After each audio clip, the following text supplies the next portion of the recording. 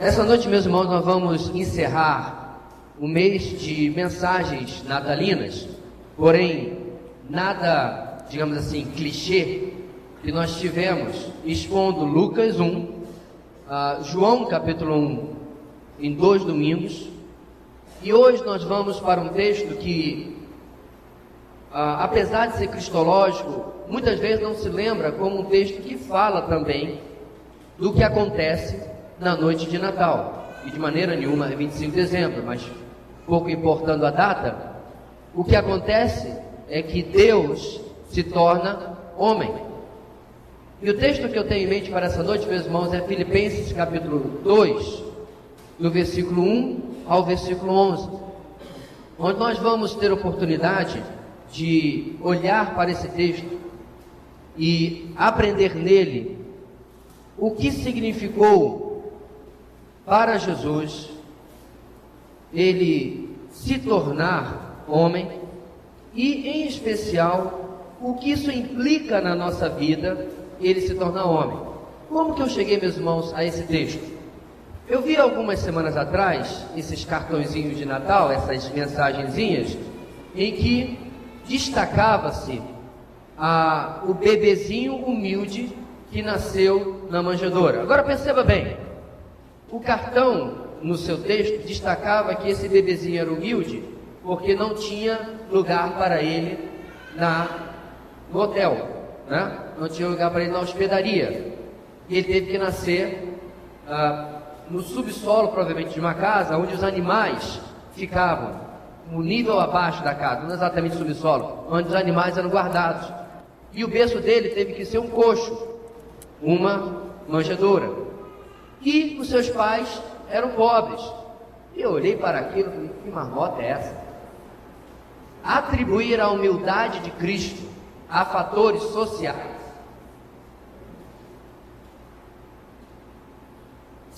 Atribuir a humildade de Cristo a fatores sociais é uma enorme pobreza de percepção de quem é Jesus. De que, na verdade, meus irmãos, para começar, o bebezinho que nasceu naquela manjedoura era, ou na verdade continua sendo, o ser mais rico do universo, que é dono de absolutamente tudo. E mesmo que ele tenha nascido em situação socialmente desfavorável, ato contínuo, dentro do seu primeiro ano de vida, não foi ele ali ainda sujo de placenta, tal como se mostra nas figuras de presépio. Dentro do seu primeiro ano de vida, provavelmente de um ano para depois, os magos chegam, porque quando o texto de Mateus diz que eles encontram a Jesus, encontram a criança, o termo grego usado ali não é mais recém-nascido, já é uma criança de um ano e meio, por volta disso, tanto que Herodes deduz que de 2 anos para baixo poderia ser o rei e manda matar todo mundo, os bebês, meninos. Então, quando os magos chegam, que não são reis e nem eram 3, eles dão ouro, incenso e mirra. 3 elementos, 3 presentes caríssimos. Adivinha por que Deus deu isso? Porque depois ele foge para o Egito, e lá esses presentes sustentam a família José, Maria e Jesus, até que Herodes estivesse morto. E provavelmente depois ainda sobra, porque isso é algo de valor, para que comece a vida dessa família. Então, em outras palavras, irmãos, não é isso que humildade de Cristo quer dizer. Filipenses 2, aumenta um pouquinho o meu retorno. Filipenses 2 nos mostra claramente ao que se refere a humildade de Cristo e como ela se reflete na minha e na sua vida. A verdadeira humildade de Cristo para a vida do cristão. Vamos ler, meus irmãos, o texto de Filipenses 2. O apóstolo Paulo nos diz o seguinte: se por estarmos em Cristo, nós temos alguma motivação, alguma exortação de amor, alguma comunhão no Espírito, alguma profunda afeição e compaixão, completem a minha alegria, tendo o mesmo modo de pensar, o mesmo amor, um só Espírito e uma só atitude. Nada façam por ambição egoísta ou por vaidade, mas humildemente considerem os outros superiores a si mesmos. cada um cuide não somente dos seus interesses, mas também dos interesses dos outros. Seja a atitude de vocês a mesma de Cristo Jesus, que, embora sendo Deus, não considerou que o ser igual a Deus era algo a que devia apegar-se, mas esvaziou-se a si mesmo, vindo a ser servo, tornando-se semelhante aos homens, e sendo encontrado em forma humana, humilhou-se a si mesmo, e foi obediente até a morte, e morte de cruz. Por isso Deus o exaltou à mais alta posição, e lhe deu o nome que está acima de todo nome, para que ao nome de Jesus se dobre todo o joelho, nos céus, na terra e debaixo da terra, e toda língua confesse que Jesus Cristo é o Senhor, para a glória de Deus Pai. O texto que nós temos à nossa frente, meus irmãos, que vai trazer um ensino cristológico tão profundo, nasce de um problema na igreja dos filipenses, na igreja em Filipos. Esse problema surge, meus irmãos, de algum tipo de desunião que estava acontecendo no seio da igreja. E Paulo, meus irmãos, começa a tratar isso no versículo 1, quando ele diz: se por estarmos em Cristo. E na verdade, essa partícula se, ela precisa ser explicada porque não é o mesmo uso da partícula se que você faz com, por exemplo, se você for viajar essa semana, me avise. Pode ser que você viaje, pode ser que você não viaje. Na verdade, meus irmãos, a melhor tradução para essa partícula aqui, porque é uma possibilidade realizada, seria porque estamos em Cristo, ou uma vez que estamos em Cristo. Ou seja, a realidade espiritual dos filipenses, e minha e sua também, meu irmão, e que também pode ser sua, se você não conhece a Cristo como seu Senhor e Salvador, ela é a base para aquilo que Paulo vai falar para os filipenses.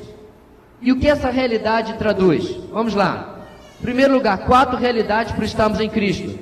Nós temos alguma motivação. Primeira realidade. A palavra motivação aqui também pode ser traduzida em encorajamento. E essa palavra é muito interessante, porque o verbo usado por Paulo aqui é o mesmo verbo de onde vem a palavra parácletos. O que é o parácletos? O consolador, o conselheiro, o Espírito Santo. A palavra parácletos, irmãos, significa chamar ao lado, colocar a mão ao redor e encorajar. Ou seja, meus irmãos, Paulo está dizendo que, estando em Cristo, o encorajamento de estar nele é como se ele colocasse constantemente no seu braço ao nosso redor, dizendo, lembra da passagem de João? Tenha bom ânimo, eu venci o mundo. Na sua luta contra o pecado, na sua luta contra as dificuldades na sua vida, na sua luta nas tentações, você não está sozinho. Você tem um encorajamento, você tem um consolo, você tem uma motivação por estar em Cristo. Segunda realidade, versículo 1 diz: por estarmos em Cristo, nós temos a exortação de amor. Palavra que também pode ser traduzida por conforto do amor dele. Ora, é ou não é uma das coisas mais maravilhosas do mundo você ser amado, você ser querido, você ser cuidado? É ou não é? Dentro da sua família, dentro do seu casamento, dentro da sua igreja.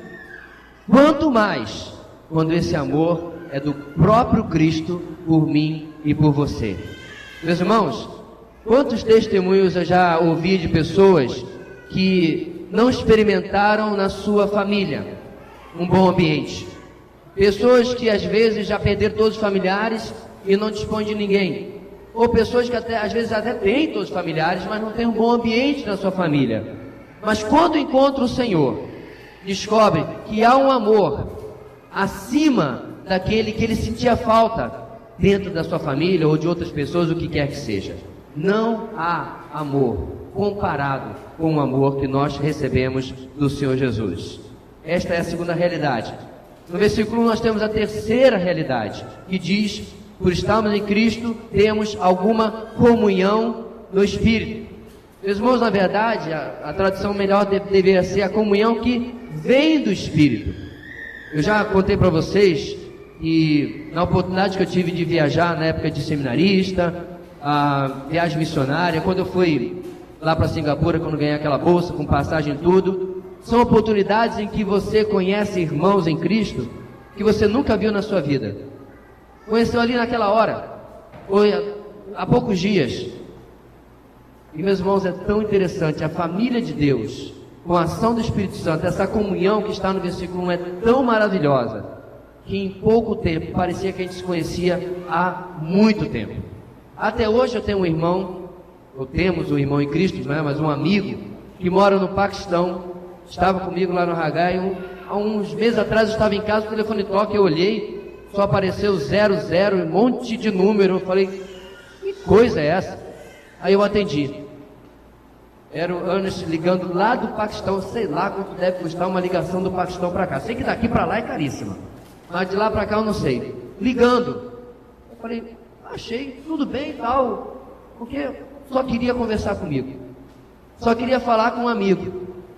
As mensagens que a gente trocava de vez em quando por e-mail, agora no Facebook, não é bastante. Queria falar comigo. Irmãos, isso é algo que você pode até já ter experimentado boas amizades lá fora. As amizades, a comunhão que nós experimentamos no corpo de Cristo, além de ser incomparável por causa da ação do Espírito Santo, ela é eterna.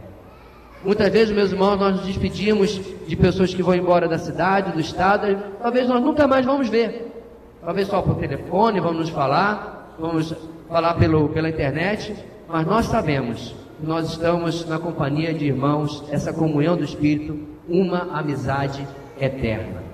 Para terminar o versículo 1, quarta realidade, nossa profunda afeição e carinho uns pelos outros. É tão interessante, meus irmãos, que a palavra usada por Paulo para terminar o versículo, e nós trazíamos por afeição, tem a ver com entranhas.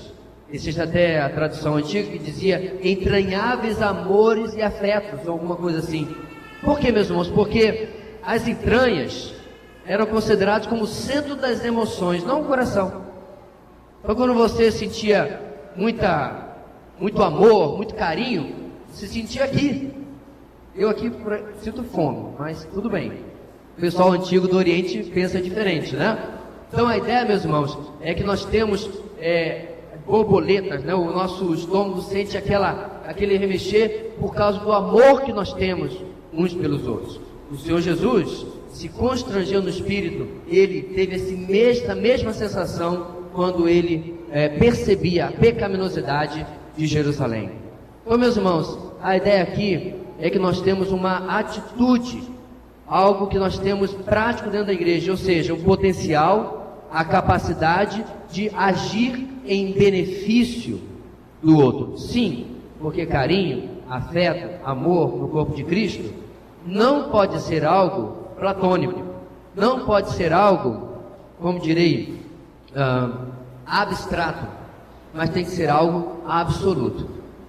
Não pode ser algo do tipo, o irmão compartilha uma necessidade, ou um problema, ou uma luta, aí eu digo, coisa difícil, né, meu irmão? Eu sigo a minha vida e deixo o irmão lá, quando muitas vezes está dentro da minha possibilidade de ajudá-lo. Cristo não diz isso. Quem tem profunda afeição e compaixão, sente junto, chora junto, se alegra junto também. E isso faz parte, meus irmãos, de ser do corpo de Cristo. Então, meus irmãos, Paulo parte do princípio que nós temos esta realidade em nós. Aí no versículo 2, ele vai reforçar dizendo, já que esta é a realidade, a prática precisa ser também igual. Porque às vezes, meus irmãos, a realidade espiritual é uma, mas a prática é outra. Olha só o que Paulo coloca no versículo 2. Não foram 4 realidades? O versículo 2 diz, completem a minha alegria, tendo o mesmo modo de pensar, o mesmo amor, um só espírito e uma só atitude. 4 realidades, 4 práticas. Pensem junto, amem junto, tenham o mesmo espírito e tenham uma só atitude. Paulo está trabalhando, meus irmãos, muito mais do que os termos em si, a unidade dessa igreja. De alguma forma, ela estava tendo dificuldade de andar em um só propósito. E nós sabemos muito bem que nós já lutamos em determinadas épocas, nós mesmos com isso em nossa igreja. Onde a agenda pessoal, a preferência individual falava mais alto dentro dos filipenses do que aquilo que era o propósito de Deus. Veja bem, meus irmãos, muitas vezes a visão que determinada pessoa tem sobre o que seria melhor para a igreja, ou melhor para o seu grupo familiar, ou melhor para o outro irmão, pode até estar correto.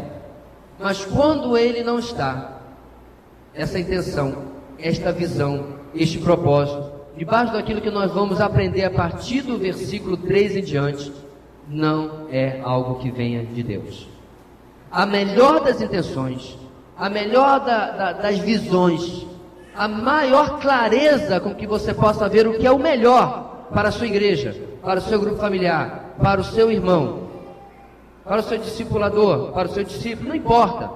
Não é algo aproveitável se não tem a mesma atitude que nós vamos ver daqui a pouco pertencia ao Senhor Jesus. Por quê? Porque vai ser algo para a minha autorrealização e não para abençoar a outra pessoa. É interessante, meus irmãos, que o versículo 2, Paulo começa dizendo, completem a minha alegria. Por quê? Ele se refere ao capítulo 1, onde ele fala de que as ações que os filipenses tomaram em seu favor, uma vez que ele estava preso, as ações que os filipenses tomaram abençoaram a Paulo e alegraram a Paulo. Então ele está dizendo, completem a minha alegria. Foi muito bom saber que vocês lembraram de mim, que sabiam que eu estava preso, que oraram por mim, que mandaram ofertas, mas mais importante para mim é saber que vocês estão crescendo. Mais importante para mim é saber que vocês estão progredindo. E quanto a isso, olha o que acontece no versículo 3. Ele vai expor algo que claramente estava acontecendo dentro dessa igreja. Olha só, nada façam por ambição egoísta ou por vaidade, mas humildemente considere os outros superiores a si mesmos. Cada um cuide não somente dos seus interesses, mas também dos interesses dos outros. Ou seja, como que eu posso ter o mesmo modo de pensar, o mesmo amor, um só espírito, uma só atitude? Versículo 3 e 4 responde. Ambição egoísta? Fora. Vaidade? Fora. Humildemente considerar os outros superiores a si mesmo. Como que eu coloco isso em prática, meus irmãos? Primeira forma, não seja motivado pelo seu eu ou por seu destaque pessoal. Não seja motivado pelo seu eu ou pelo seu destaque pessoal. Cada coisa, meu irmão, que você faz na vida, não só dentro da igreja, não deve atrair atenção para você mesmo. É tão interessante, irmãos, que nós vivemos em um mundo hoje de modernidade, em que todo mundo quer ser, de certa forma, celebridade. Um artista popular, que não lembro o nome dele, alguns anos atrás, já até faleceu, disse que todo mundo quer ter os seus 15 minutos de fama.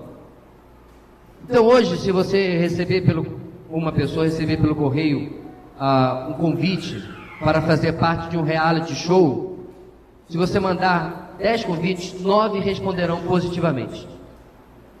Não importa que a sua vida vai ser exposta. Não importa que, a partir de agora, todo mundo na rua vai conhecê-lo para bem ou para mal. As pessoas gostam dessa exposição. Tanto é verdade que quando não há criatividade para fazer um programa de televisão decente, bora fazer um reality show. Não importa o que seja. Aí você tem Big Brother, você tem A Fazenda, você tem o Aprendiz, você tem toda essa linha de coisas que dá muito dinheiro. Porque todo mundo quer olhar esse complexo de voyeur, né, de observar a vida do outro, do escondido da sua casa, sem participar. E do interesse das pessoas em serem atração para os demais. Isso tão é verdade, meus irmãos, que já começou nos Estados Unidos há algumas semanas, um programa de televisão com 5 pastores expondo a sua vida de riqueza. Alguma coisa como ministros de Los Angeles, ou pastores de Los Angeles, uma coisa assim. Com seu Bentley, com sua Mercedes, não essa, o carro, não a irmã Mercedes. O irmão Joaquim é o homem mais rico dessa cidade, porque ele tem uma Mercedes. E vale mais do que qualquer carro, graças a Deus por isso. Então, meus irmãos, pastores, eu botei 5 aspas, né? Expondo a sua vida de riqueza, suas mansões. Um reality show. Eu queria estar brincando, mas isso é verdade. Por quê? Provavelmente eles não leram o versículo 3 de Filipenses capítulo 2. E muito menos o resto, que a gente vai ler daqui a pouquinho. Porque, meus irmãos, a ideia da palavra que ambição egoísta, a palavra em grego é eriteion, que aparece também no versículo 17, capítulo 1, onde nós lemos: aqueles que pregam Cristo por ambição egoísta, sem sinceridade, pensando que me podem causar sofrimento enquanto estou preso. Pessoas pregavam a Cristo para complicar a vida do apóstolo Paulo. Ambição egoísta. Esse mesmo adjetivo, sabe onde a gente encontra? Em Gálatas 5:20, na relação das obras da carne. Ora, meus irmãos, como nós vamos poder refletir a Cristo se tivermos dentro de nós uma das obras da carne? Impossível, não tem como acontecer. Outro termo, meus irmãos, usado aqui, ambição egoísta e vaidade, significa glória vazia. Interessante, né? Vaidade é a ideia de glória vazia, ou seja, uma glória que não é glória, um mérito que não é mérito, uma honra que nunca existiu, mas alguém tomou para si. Eu quero pedir licença às irmãs, que não é mais ou menos isso que se faz quando a gente coloca uma bonita maquiagem. A gente não, né? Vocês? Tá bom, a gente. Eu gravei um vídeo, uma mensagem para o casamento da minha prima, e quando eu olhei a gravação, os testes, as minhas olheiras pareciam uma depressão de um cometa que tinha batido aqui, um meteoro, porque a filmagem em HD destaca, né, as falhas. Não que meu rosto tenha muitas falhas, mas não entende o que eu quero dizer. Então minha esposa colocou algumas coisas aí que eu não quero nem saber o nome, mas foi só aquela vez, irmãos, para eu poder gravar o vídeo. Isso é comum, todo mundo que grava na televisão hoje tem que botar camadas e camadas de maquiagem, porque com o surgimento do High Definition, o HD e o Full HD, mostra até pensamento errado que a criatura tem.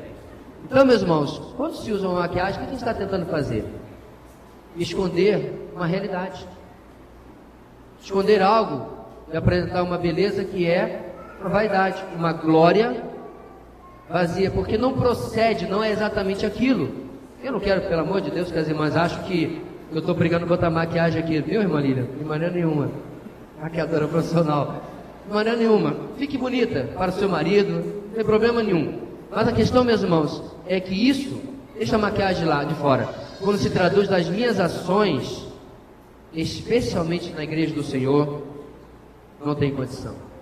Porque, meus irmãos, o texto diz que em contraste com essa atitude errada, mas, meio do versículo 3, humildemente considere os outros superiores a si mesmo. Então, em primeiro lugar, não seja motivado pelo seu eu e por destaque pessoal. Em segundo lugar, antes, considere o outro superior, maior, melhor do que você. É interessante isso, né? Sabe por quê, meus irmãos? Porque na igreja você vai ter gente mais rica e mais pobre. Você vai ter gente mais estudada e menos estudada. Você vai ter gente mais viajada pelo mundo e outro que nunca saiu quase do seu bairro. E um e outro, segundo o texto, é convidado ou conclamado a considerar o outro superior a si mesmo. Não importa se você tem doutorado, não importa se você é analfabeto, não importa se você tem 1 milhão ou se você não tem dinheiro nem para comprar 1 milhão para comer. O importante é, diante do Senhor, nós somos iguais. E o melhor exercício que nós podemos ter é considerar o outro superior a mim mesmo. Ou seja, para restaurar a unidade na igreja, é preciso restaurar a humildade nos relacionamentos. Toda vez, meus irmãos, que há uma quebra da unidade, é porque alguém se considerou superior ao outro, alguém considerou o seu eu como algo que devia ser satisfeito, ao invés da solução dada pelo Senhor. Tenha uma atitude prática, proativa, pelo interesse dos demais irmãos. É o que diz o versículo 4, e essa é a terceira motivação. tenha uma atitude prática, proativa, pelo interesse dos outros irmãos. Versículo 4 nós lemos: cada um cuide não somente dos seus interesses, mas também dos interesses dos outros. Meus irmãos, se nós lemos a história da igreja em Atos, isso foi levado a tal ponto que as pessoas vendiam o que tinham para abençoar a vida daqueles que tinham menos. Agora entenda, esta foi a manifestação deste princípio na igreja em Jerusalém. Você não vê isso nas demais igrejas do Novo Testamento. Qual é a dedução? Cada comunidade local precisa entender de Deus, ou melhor, cada cristão precisa compreender de Deus como que eu vou manifestar o cuidado pelo meu irmão no meu contexto. O que eu tenho na minha vida que eu posso servir ao meu irmão e abençoar a vida do meu irmão? Numa igreja cristã, meus irmãos, não podem haver verdadeiramente necessitados. Não pode haver desempregados. Você precisa andar na rua, você viu ali uma plaquinha, procura-se funcionário tal, você lembra automaticamente da necessidade do irmão que está desempregado. Ou você passa na rua e vê, aluga, se lembra, olha, meu irmão está procurando uma casa para alugar. Ou você descobre alguma coisa qualquer que preencha a necessidade daquele irmão, e você é instrumento de bênção na vida dele ou na vida dela. Agora, meus irmãos, para ilustrar de maneira inequívoca o que Paulo está dizendo aqui, ele vai falar de Jesus. Por isso que eu falei que isso ainda é uma mensagem sobre o Natal. Porque agora ele vai falar sobre a obediência de Cristo. No versículo 5 ele diz: seja a atitude de vocês a mesma de Cristo Jesus. Para que aquilo que nós aprendemos do 1 até o 4 se torne realidade na sua vida, meu irmão, não adianta um conjunto de regrinhas. Não adianta você fazer uma listinha do que você deve fazer. Cristo tem que ser vivido dentro de você. Paulo, nos próximos versículos, irmãos, vai usar o exemplo de outros irmãos também. Depois do texto que nós acabamos de ler, né? Ele vai citar outros, mas ele começa usando o exemplo acima de todos os exemplos. Ou seja, aqui está a verdadeira humildade do Natal. Cristo é um incomparável exemplo de humildade, de altruísmo. Aprenda essa palavra, de outrocentrismo que pode existir. Em vez de ser eu centrado, eu devo ser o outro centrado. Ao invés de ser focado no eu sou focado na necessidade do outro. E Cristo é o exemplo último, principal de tudo isso. E nisso está a verdadeira humildade do Natal. Contudo, isso não começa, meus irmãos, numa esfera exterior, mas sim interior. Ou seja, o versículo começa: seja a atitude de vocês. Não é algo exterior, é algo que começa dentro de mim, certo? Literalmente o texto diz: tenham vocês, a mesma mente de Cristo. Deixa eu dar uma pausa aqui, meus irmãos. Isso é importante de destacar, porque no meio evangélico há muitos cursos onde você vai aprender a fazer um monte de coisa certinho. Mas entenda, Cristo é o nosso modelo absoluto. Toda vez que alguém aceita Jesus, a primeira recomendação que eu dou a essa pessoa é: leia os evangelhos. Mateus, Marcos, Lucas e João. Mas não é bom começar a Bíblia de Gênesis? Depois, leia os evangelhos. Porque afinal de contas, meus irmãos, o nome da nossa fé é cristianismo. É a fé em Cristo. Ele é o nosso modelo. Ele não é apenas o nosso Salvador, mas Ele é o nosso modelo de vida.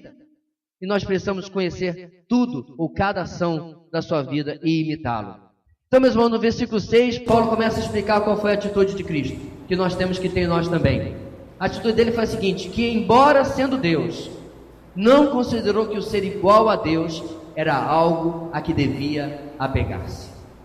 Literalmente, meus irmãos, o versículo 6 diz que, embora sendo em forma de Deus, não forma exterior, mas a eterna essência de Deus, completamente Deus, ele não se apegou a isso. Não era algo exterior, ele não tinha aparência de Deus. Ele era o próprio Deus, e continua sendo.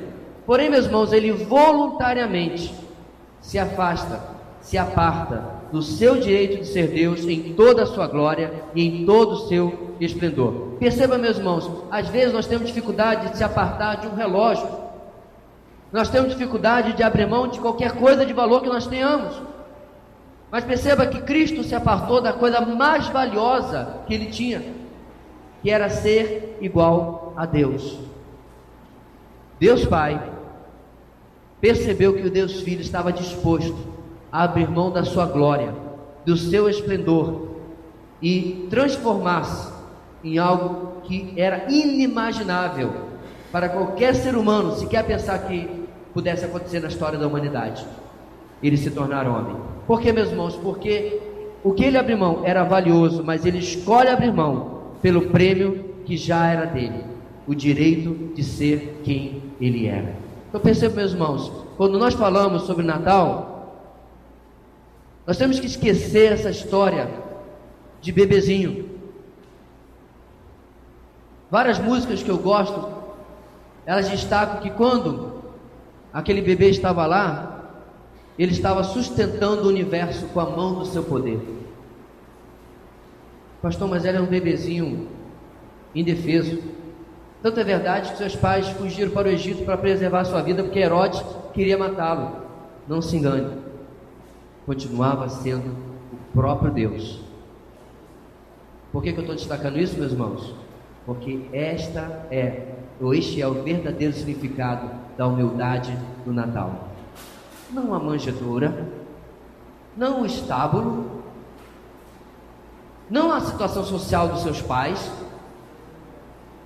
porque nada disso Paulo cita nesse texto, mas ele cita o fato do Deus poderoso, Criador dos céus e da terra, abrir mão da sua glória para se tornar um como eu e você. Pastor, o que isso tem a ver com o que ele está apelando aos filipenses? Tem tudo a ver. Se ele teve, meus irmãos, a capacidade de ter esta atitude de humildade, como eu não posso ser humilde em relação a você? Como eu posso ser arrogante em relação a você? Quando a distância entre eu e você é ínfima da distância do que ele fez se tornando homem, da humilhação que ele sofreu em se tornar homem é ínfima diante de qualquer humilhação que eu possa ter em ser humilde em relação a você.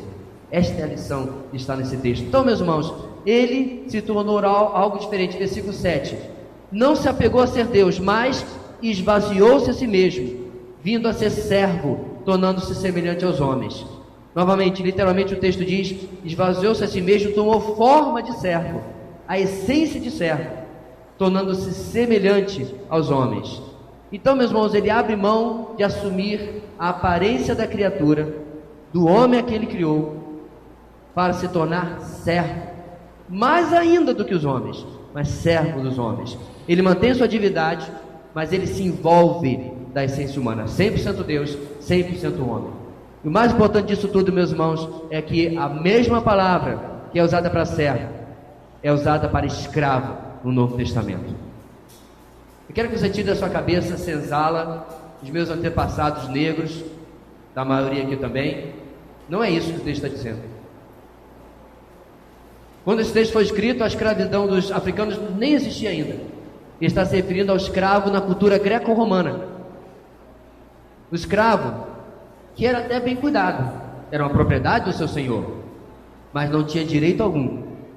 Então, meus irmãos, Paulo está ilustrando que Cristo abre mão de todos os seus direitos, se humilha para cumprir aquilo que o Pai queria. E você acha que acabou? Olha o versículo 8. E tendo encontrado em forma humana, humilhou-se a si mesmo e foi obediente até a morte, e morte de cruz. Apesar de ter a forma de Deus, a essência de Deus, ele tem semelhança humana, mas nunca existiu ou existirá um ser humano como Cristo, em quem habitasse a plenitude da divindade, como diz Colossenses capítulo 1, versículo 19. E por isso tudo, meus irmãos, a morte dele ainda é mais significativa. Uma das explicações que eu mais gosto sobre a cruz é a explicação que o pastor Paul Washer dá. Sabe por quê? Paul Washer, meus irmãos, vai lá no Getsemane e nos lembra que ali Cristo suou gotas de sangue.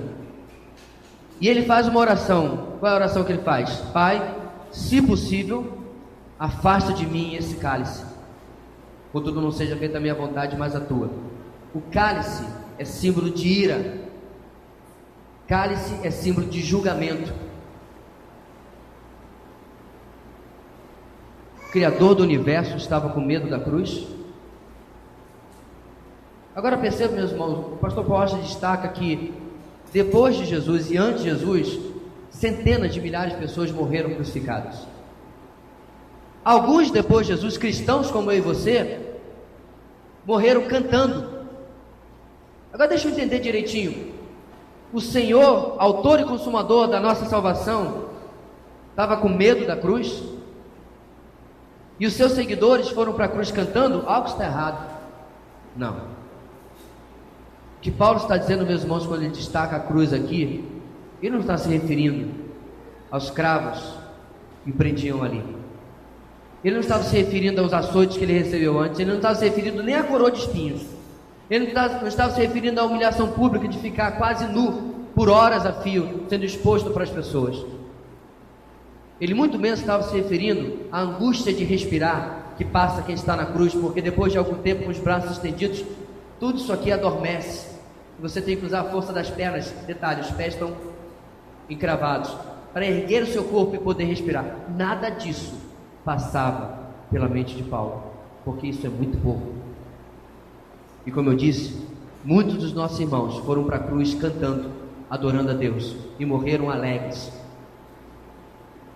Paulo se referia ao cálice da ira de Deus, aquele cálice que Jesus orou lá no Getsemane: afasta de mim, porque ele levaria na cruz todos os nossos pecados e da humanidade inteira. Obediente até a morte e morte de cruz. Esta é a humildade do Natal. Próxima vez que alguém falar para você sobre vacas e estábulos e manjedoura, você diz: deixa eu lhe falar o que é verdadeiramente a humildade do Natal. Onde está verdadeiramente a humildade de Cristo? Agora, meus irmãos, isto é o resultado da obediência do Filho. Do versículo 9 até o 11, vai falar sobre a resposta do Pai, a resposta de Deus. Por isso Deus o exaltou à mais alta posição, Ele deu o nome que está acima de todo nome. A resposta para a humilhação é sempre exaltação. Foi assim quanto ao Filho, mas é também assim em relação a nós.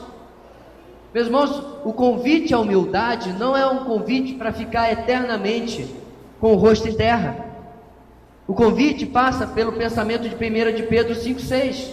Ele diz: portanto, humilhem-se debaixo da poderosa mão de Deus, para que Ele os exalte no tempo devido. Infelizmente, muita gente pega esse versículo e diz: aquela humilhação que você recebeu lá no trabalho, Deus vai lhe exaltar. Às vezes não.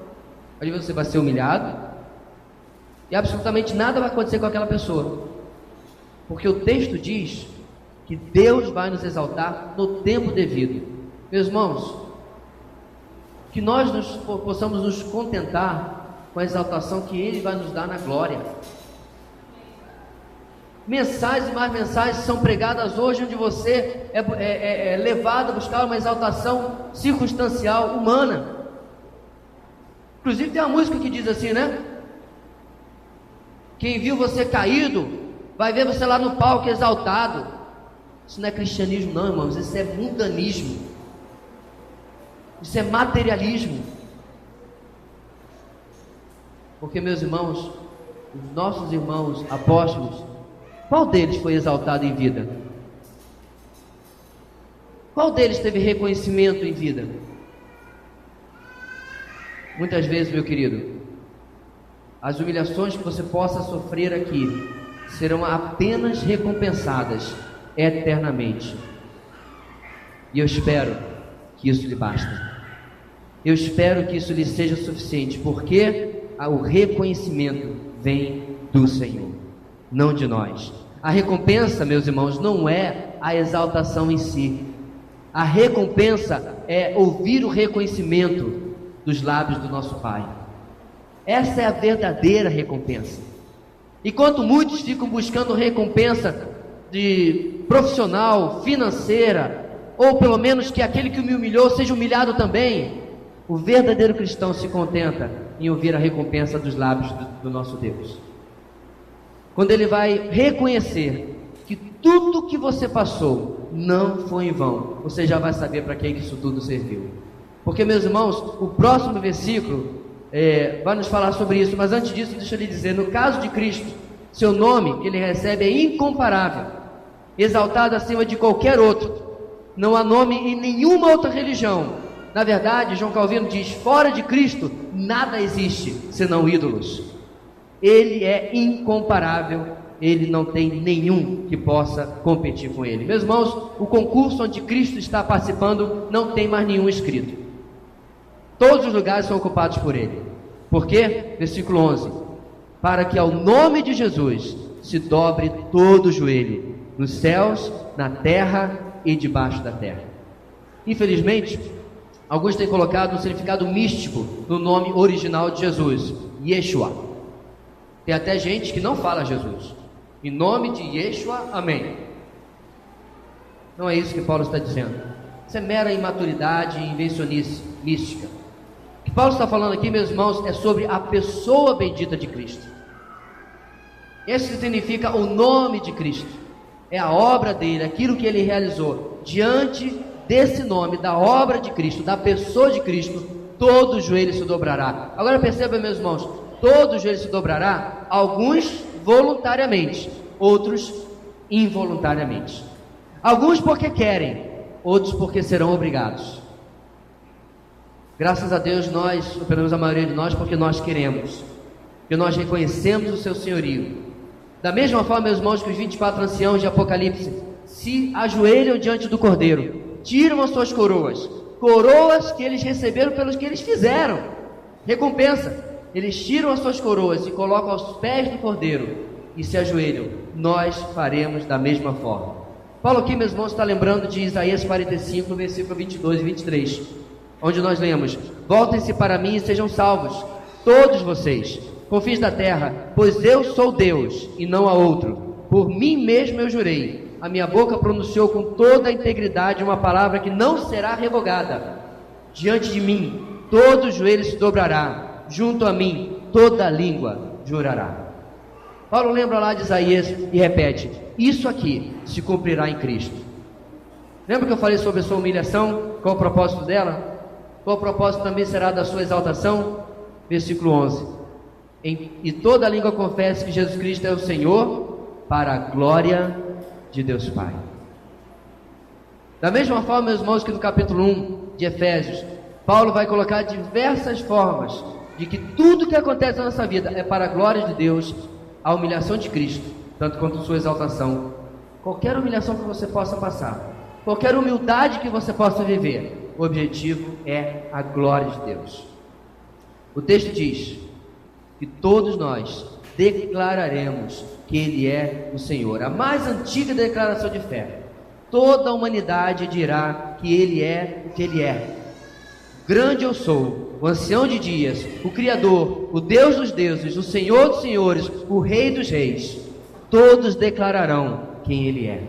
Ou seja, meus irmãos, a pregação do Evangelho que coloca o homem como o grande anseio do Evangelho, o grande foco do Evangelho, não é uma pregação bíblica.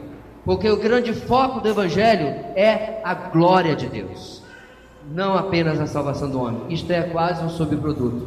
Para que Deus seja glorificado, Ele nos salva. Para que Deus seja exaltado, Ele transforma a nossa vida e pega a nossa humilhação, a nossa exaltação, e transforma para a glória dEle. Quantos filipenses ouviram isso, meus irmãos? E depois, no texto, no versículo 12 em diante, quando Paulo começa a mencionar a vida de Epafrodito, de Timóteo, até a dele mesmo, qual a atitude que ele esperava dos filipenses? Qual a atitude que ele espera de nós?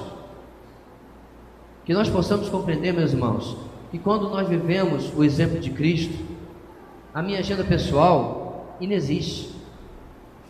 O meu direito, como diz a antiga canção, é não ter direito algum. E aquilo que eu anseio é que a vontade de Deus prevaleça na sua igreja, em especial na minha vida. Quando o meu eu e a minha vaidade são deixados de lado, e humildemente desejo servir a Deus no corpo de Cristo, eu posso ser instrumento para que a minha igreja possa avançar em unidade. Não é isso que o Senhor Jesus veio fazer no Natal?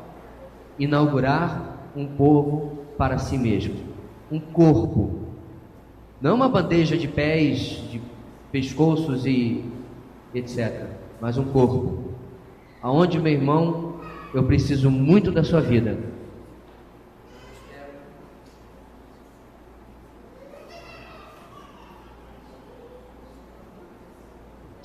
Mas eu espero em nome de Jesus que você precise muito da minha também. Eu preciso muito da sua vida, mas eu espero que você precise muito da minha vida também. E Deus deseja, queridos, que essa seja o espelho da unidade. Não uma unidade artificial, não uma unidade porque nós somos batistas, porque somos da videira, mas uma unidade que vem porque o Espírito Santo promove isso no nosso meio. Que a verdadeira lição de humildade no Natal possa nos incentivar, nos motivar a viver uma vida desta maneira. Vamos orar. Deus querido, pedimos em nome de Jesus que o Senhor nos ajude a viver a plenitude daquilo que planejaste para nós.